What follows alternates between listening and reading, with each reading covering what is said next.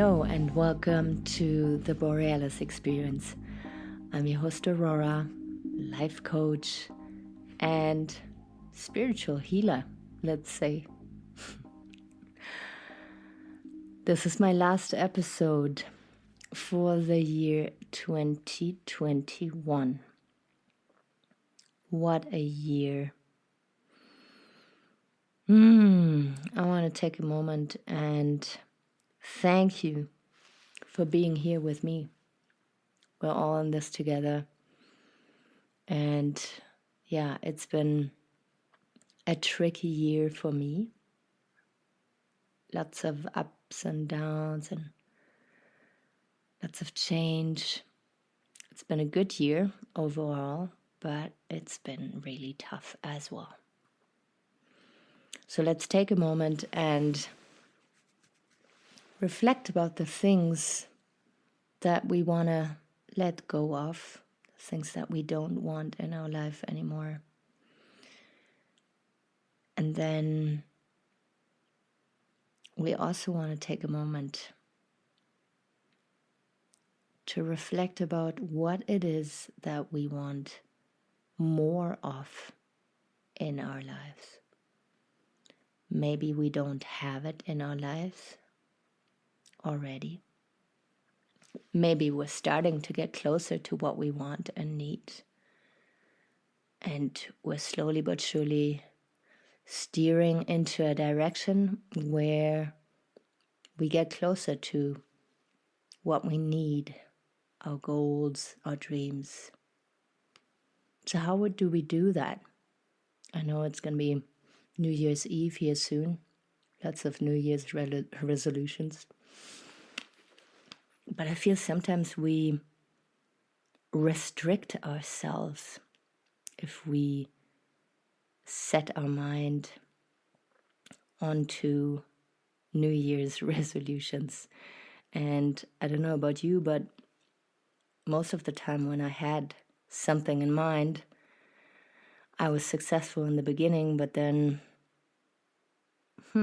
I was not able to be sustainable with the change that I wanted to see. So it is really important to keep an open mind and open heart when it comes to your dreams and goals, and to not narrow it down to one activity or one way of reaching your goal. Let's take physical health, for instance. If you set your mind on having to go to the gym from January 1st, 5 times a week, and you're going to go no matter what, there's going to be no excuses. It is good. It is awesome that you feel you could be motivated enough to go ahead and do the 5 times a week. But what about a simple walk? What about a hike? What about a bicycle? You see, when we narrow things down too much, we usually exhaust ourselves after a while, because our being wants to be free. Our being wants to expand. And if you force your body, your mind, your soul into a gym for 5 times a week, and you've never went to the gym before,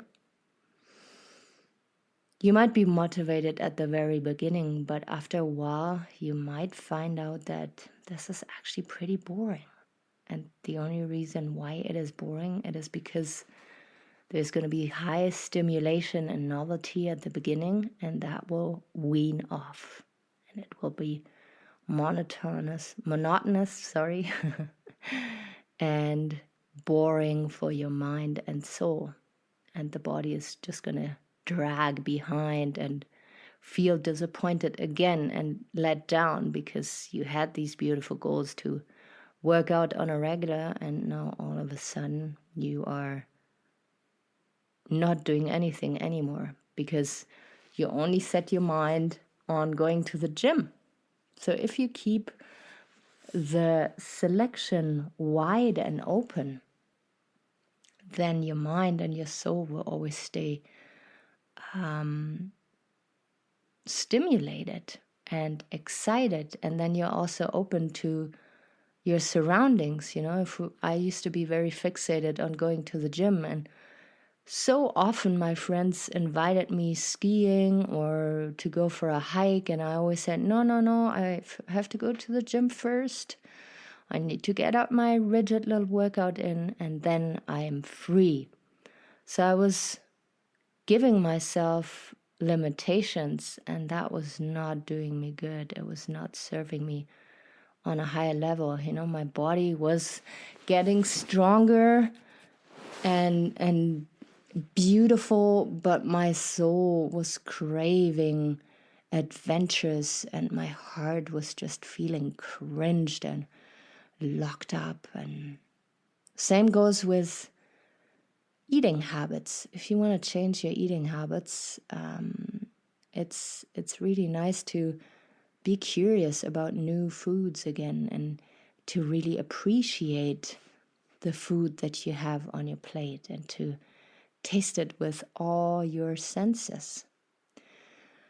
When it comes to relationships, when it comes to friendships or romantic relationships, and you want to feel a change there, you always have to go back to your relationship with yourself.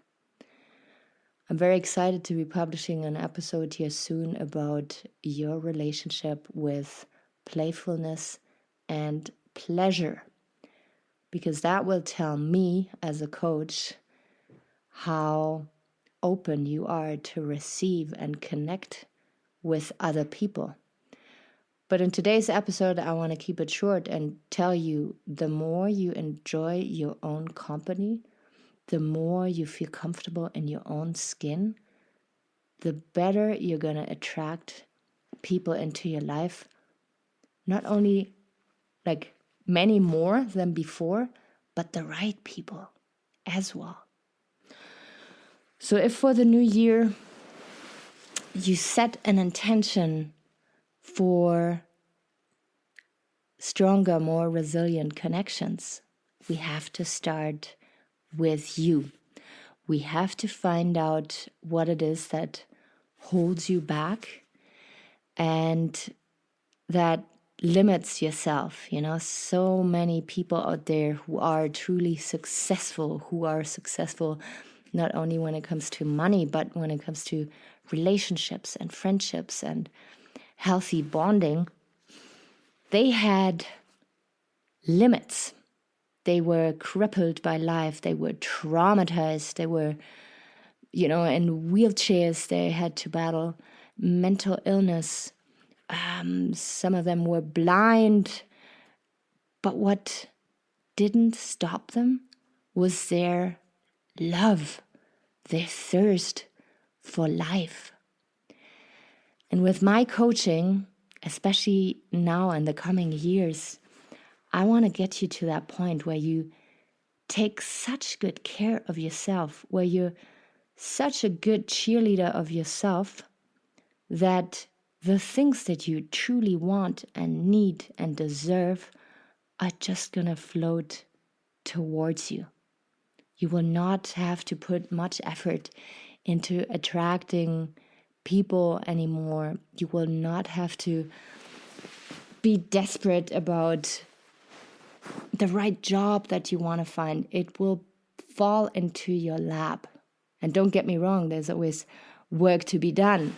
But that comes after you know what your purpose is, after you know who your partner is going to be. But first you're going to attract it into your life by who you truly are, by undigging yourself, by unlearning patterns that you had to learn in order to heal and to survive.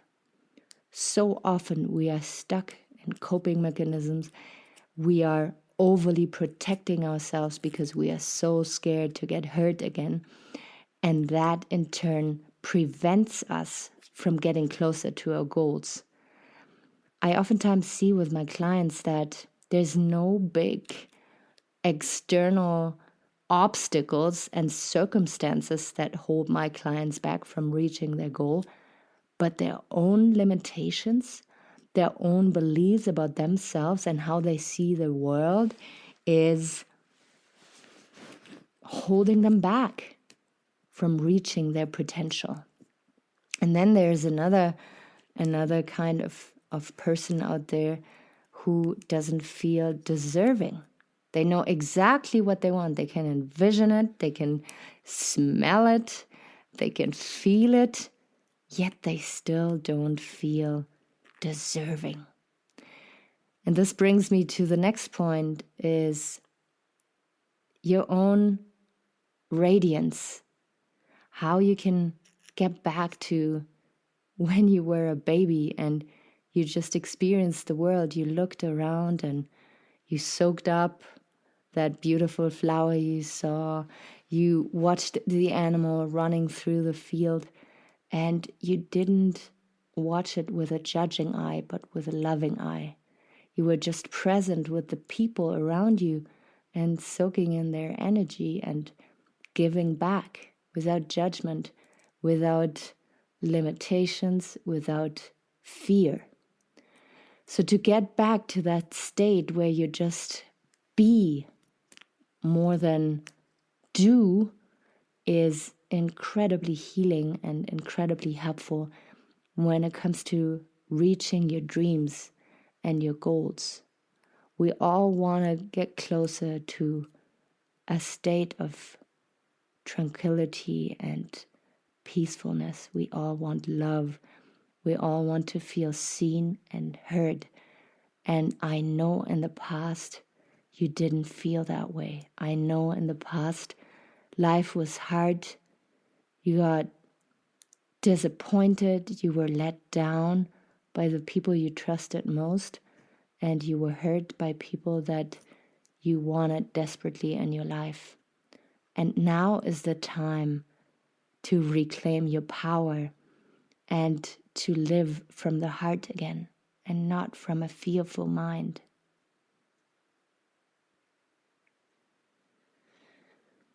So when you dive into the new year here with me soon, I want you to look back and maybe go into bird's perspective and look down on yourself and bathe your being in love and in kindness. And know that every day you wake up, you want to be a better person. You want to be even more present with the people around you than you were the day before. You see, we don't need New Year's to start all over again. We can start right now. You look back, you look down on yourself, and you just have a gentle smile and very soft gaze. And I know, if you're listening to my podcast, that you are growth-oriented, that you want to let go of stuff that doesn't serve you anymore, that you want to embrace life fully, that you want to be present again and experience deep, nurturing connections. We want to slow down a little bit and dive a little deeper than we did last year. And I'm so excited for my guests that will be coming onto my show. I'm so incredibly blessed and I feel so honored for the new clients that are going to join me, that I'm going to be learning from, and that I will be able to point into the right direction. And yeah, I'm wishing us all peace and tranquility and playfulness and pleasure, love and lightness.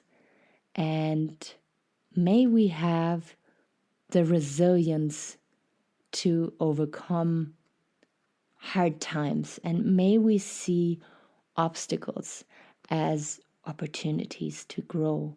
May we see difficult situations with people as a phase of growth and intimacy, if not with the other person, with ourselves. From the bottom of my heart, thank you so much for being here, for supporting my show. If you want to take a moment, leave a review on Apple Podcast or a rating, and join me on Facebook, Aurora Eggert. I would love to connect with you. I would love to hear your story. And yeah, I'm sending my love out to you. If you haven't already, subscribe to my podcast. And if it brings you value, recommend it to friends and family that you know could benefit from it. From my heart to yours, I deeply respect you. And I will be out there in the new year for you. Bye-bye.